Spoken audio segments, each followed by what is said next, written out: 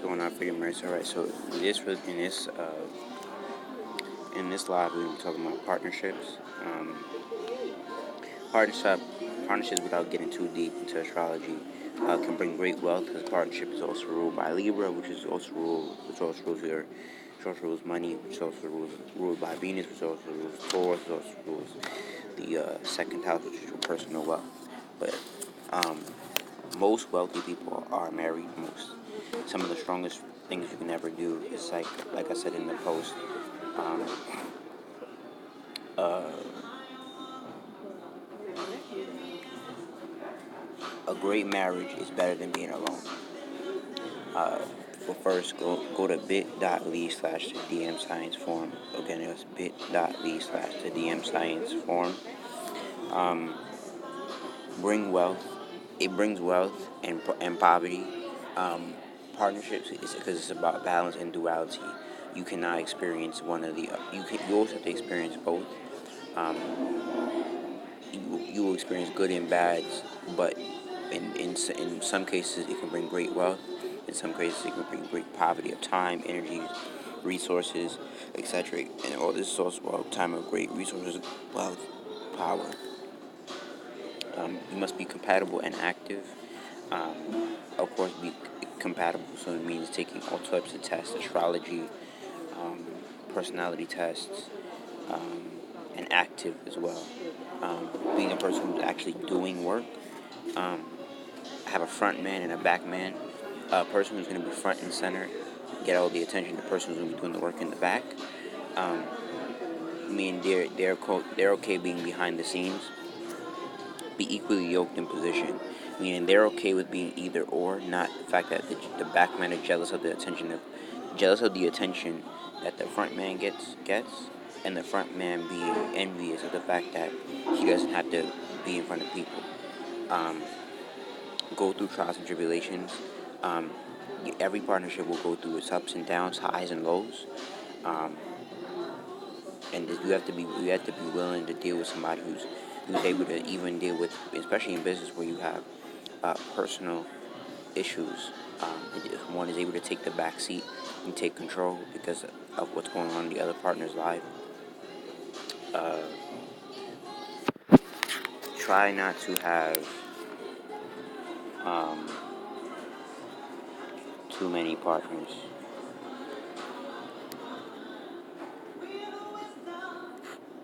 Too many partners, too many cooks spoil the soup. Don't try to have too many people cooking the same soup. Um, don't partner. This is my personal philosophy. Don't partner with people who wouldn't pay for who wouldn't pay for your services. And what I've known this to be quite true. Some of my most unsuccessful partnerships have been with people who wouldn't purchase from me if I was a stranger, or people who have skin in the game, meaning put their own money up. People who wouldn't pay for you like they didn't know you because they see your value as if you were a stranger. Never partner with people who wouldn't pay for your services, your time, your energy, like if they didn't know you. If they didn't know you, would they pay for your services? And that also tests to how great they are, how great you are, they are. If they never would pay for your services, usually they don't value you that much. They just want to, now leads to my next point, they just want to partner with you for the status, not for the work. Because usually you come with status and or opportunity. Um, Usually with partners who would never pay for your services, um, usually they want the status or the opportunity, nothing else. Um, and the last but not least, they have to be great business partners on their own. Now, of course, according to Charlie Munger, you want to be able to also look at their past partners because you don't want to carry too much baggage. But let them be great on their own. You don't want to partner with somebody who's too new to entrepreneurship. So let me review this again. One, it can bring wealth or poverty. Uh, it has to be compatible and active. A front and a back man go through trials and tribulations. Know thyself. Don't involve don't jump the gun too quickly. You have to be don't jump the gun don't jump the gun in naivete or blindly. Um, don't partner with people who wouldn't buy your services, who wouldn't pay for your services as if you're a stranger. Usually those people, or have skin in the game. Usually those people just want um, those people just want those people don't, that leads to my next point, don't partner with people.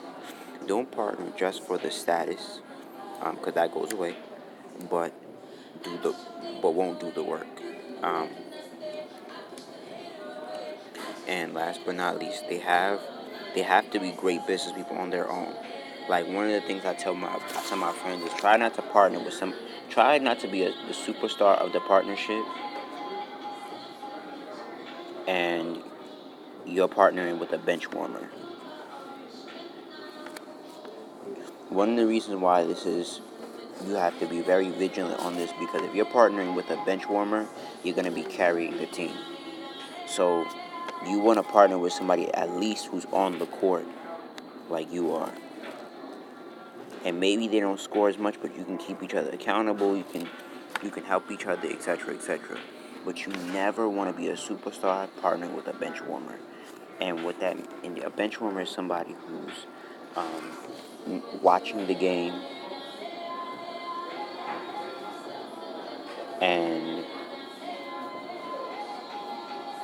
and usually they're on the team for the status. They're not actually putting in the work. The bench warmer is somebody who gets paid minimal,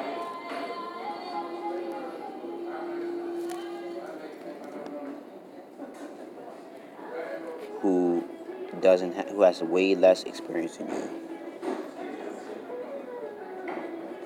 So try your best not to partner with a bench warmer, at least with a starter. And I don't know too much basketball, but a starter or a active team player.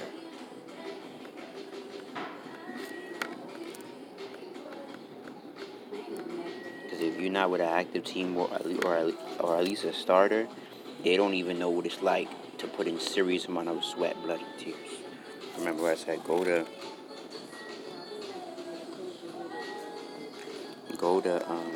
bit.ly slash the DM Science Forum. Bit.ly slash the DM Science Forum to learn how to make money online. Peace.